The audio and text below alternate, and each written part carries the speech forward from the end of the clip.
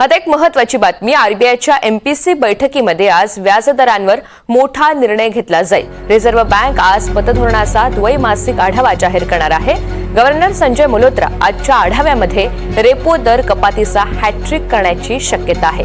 याआधी त्यांनी जाहीर केलेल्या 2 आढाव्यांमध्ये प्रत्येक वेळी रेपो दर 0.5% कमी करण्यात आलेला होता। त्याच मालिकेमध्ये आज तिसऱ्यांदा 0.5% कपात जाहीर होण्याची शक्यता आहे।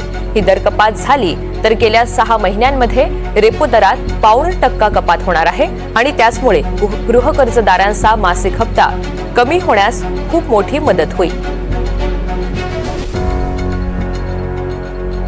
निनाद झारे आपल्या सोबत आहेत। अधिकची माहिती त्यांच्याकडून जाणून घेऊयात। निनाद, आरबीआयच्या एमपीसी बैठकीमध्ये आज व्याजदरांवर मोठा निर्णय घेतला जाण्याची शक्यता आहे, काय अंदाज बांधले जात आहेत? गेल्या 3 दिवसापासून ही बैठक सुरू आहे आणि आज त्या बैठकीचा शेवटचा दिवस आहे। सकाळी 10 वाजता रिझर्व्ह बँकेचे गव्हर्नर संजय मल्होत्रा पतधोरणाचा आढावा जाहीर करतील। या पतधोरणाच्या आढाव्यामध्ये तिसऱ्यांदा व्याजदरात कपात होईल अशी शक्यता वर्तवण्यात येते। गेल्या 2 आढाव्यांमध्ये 0.5% कपात जाहीर करण्यात आली होती। एकूण 0.5% कपात झालेली आहे। पुढच्या 0.5% कपात पुढच्या 0.5% कपात आज जाहीर होईल। एकूण 0.5% कपात झाल्यानंतर रिझर्व्ह बँकेकडनं ही दर कपात झाली। त्याच्यानंतर बँकांच्या एकूण मार्जिन वरती मोठ्या प्रमाणात फरक पडेल, पॉझिटिव्हली फरक पडेल आणि त्यामुळे तो जो फरक बँकांच्या मार्जिन मध्ये पडणार आहे तो ग्राहकांना मिळेल अशी अपेक्षा आहे।